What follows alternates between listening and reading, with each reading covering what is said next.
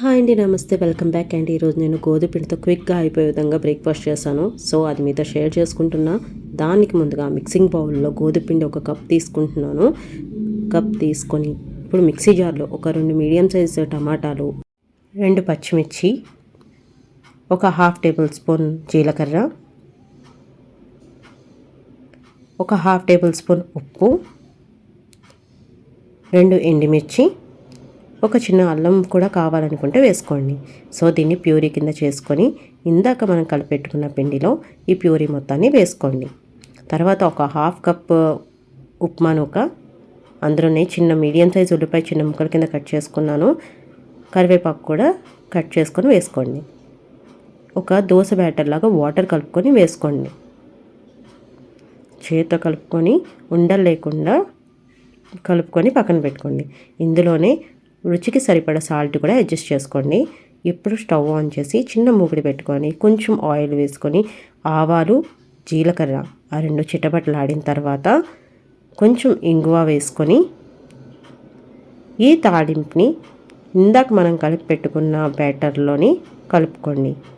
ఇలా కలుపుకోవడం వల్ల మన టేస్ట్ అనేది ఇంక్రీజ్ అవుతుంది, దోశలు కూడా బాగా వస్తాయి. సో ఇలా కలుపుకున్న తర్వాత మూత పెట్టుకొని పావుగంట నుంచి అరగంట వరకు నాననివ్వచ్చు. సో ఇలా నానిన తర్వాత నూక కూడా బాగా నాని మనకి అట్లనేవి టేస్టీగా చాలా బాగా వస్తాయి. ఇప్పుడు ఒక చిన్న ప్యాన్ పెట్టుకున్నాను. ప్యాన్ కాదు, చిన్న తాలింపు మూకుడి పెట్టుకొని ఇక్కడ నేను యూస్ చేస్తున్న ఆయిల్ గాను నూనె అండి. నువ్వుల నూనె కూడా అంటారు కదా. సో అది మనం దోశలు వేసేటప్పుడు నేను ఎక్కువగా ఇవి వేస్తూ ఉంటాను. ఈ నూనె వేస్తాను పిల్లల కోసమని. సో ఒక 2 గరిటెలు ఇందులో వేసుకొని చిన్న రొట్టెలాగా వేసుకోవచ్చు, లేదు అంటే దోశలాగా కూడా మీరు వేసుకోవచ్చు. ఒకవేళ మీకు ఈ అట్లు రానట్టయితే కొంచెం మైదా కూడా యాడ్ చేసుకోవచ్చు. మైదా పిండి నేను పిల్లలకని యూస్ చేయట్లేదు, కావాలనుకున్న వాళ్ళు యాడ్ చేసుకోవచ్చు.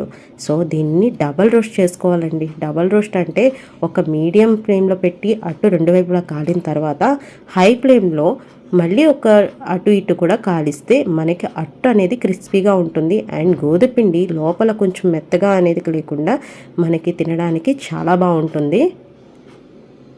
అర్థమైంది కదండి.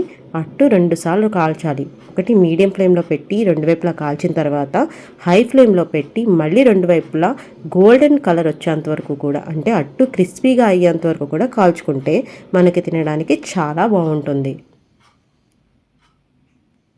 మనం రెగ్యులర్గా ఇడ్లీ, దోశ లాంటివి కాకుండా మనకి వెంటనే ఫాస్ట్గా అయిపోయి ఈ అడ్డుని పెడుతూ ఉంటే పిల్లలు కూడా చాలా ఎంజాయ్ చేస్తారు. అండ్ దీన్ని మార్నింగ్ బ్రేక్ఫాస్ట్లోనే కాదు, ఈవినింగ్ స్నాక్స్గా కూడా మనం పెట్టుకోవచ్చు. వాళ్ళు వచ్చేసరికి రెడీ చేసి సాస్లో వేసిస్తే చాలా ఇంట్రెస్ట్గా తింటారు. అండ్ నేను ఇది పల్లి చట్నీతో సర్వ్ చేశాను. అండ్ ట్రస్ట్ మీ అండి, అట్లు మాత్రం చాలా బాగా వచ్చాయి. మీకు నచ్చాయా? మీకు నచ్చితే please like, share and subscribe. Thank you so much for watching, Andy.